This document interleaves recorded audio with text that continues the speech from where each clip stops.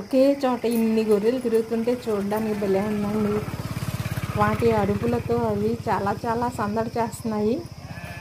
కొన్ని తిరుగుతున్నాయి, కొన్ని కూర్చున్నాయి, కొన్ని పడుకున్నాయి. ఎవరి పని వారిదే అనమాట. ఎవరికి వారే ఎన్నా తీరే అన్నట్టు. అదిగోండి తల్లి పిల్ల అవదానకాలు పరిగెడుతున్నాయి. ఈ గొర్రెల్ని కంట్రోల్ చేయడానికి 2-3 ఉన్నారండి. ఇవి ఎవరెవరు ఎన్నెన్ని ఉంటాయి, ఎవరికి వారు ఎలా గుర్తుపడతారు అన్నది నాకు చాలా డౌట్స్ ఉన్నాయి. వారిని అడుగుదామంటే వారు చాలా దూరంగా ఉన్నారు. చూడండి గొర్రెకి అలసిపోయినట్టు చక్క పడుకుంది.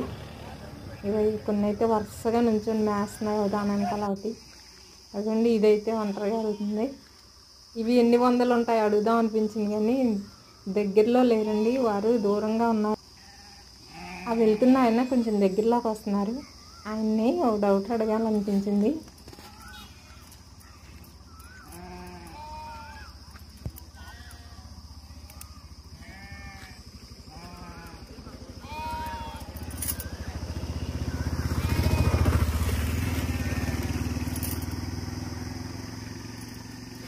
ఇక్కడ ఇన్ని గొర్రెలు తెచ్చారు ఎందుకండి?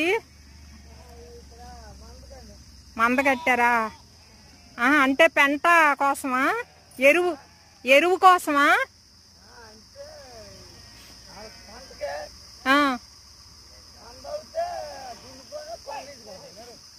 ఇన్ని గొర్రెలు ఇక్కడ తీసుకొచ్చారు ఎందుకు? అంటే పెంట కడతారా పొలానికి? ఆ ఎరువు కోసమా? ఇంకా వేరే ఎరువులు వేయక్కర్లేదు. ఇది వేస్తే మీకు డబ్బులు ఇస్తారా? ఎంత వస్తుందండి రోజుకా? ఒక రోజుకి అందరికి కలిపి, అన్నిటికి కలిపి? మీ పేరేంటి? చంద్రయ్య. థ్యాంక్స్ అండి. రిటర్న్లో మళ్ళీ అవే గొర్రెలు మాకు కనిపించాయండి. అవి కూడా ఇంటికి వెళ్ళిపోతున్నాయి, మేము కూడా ఇంటికి వెళ్ళిపోతున్నాము. చూడండి, ఇంటికి వెళ్ళడం అంటే ఉరుకులు గంతులతో వెళ్తున్నాయి. అవి కూడాను పొలానికి వీటి ఎరువే సరిపోతుందా లేదా అన్నది నా డౌట్ అయితే క్లియర్ అవ్వలేదు. ఇంకాను మళ్ళీ ఎవరినైనా అడగాలి.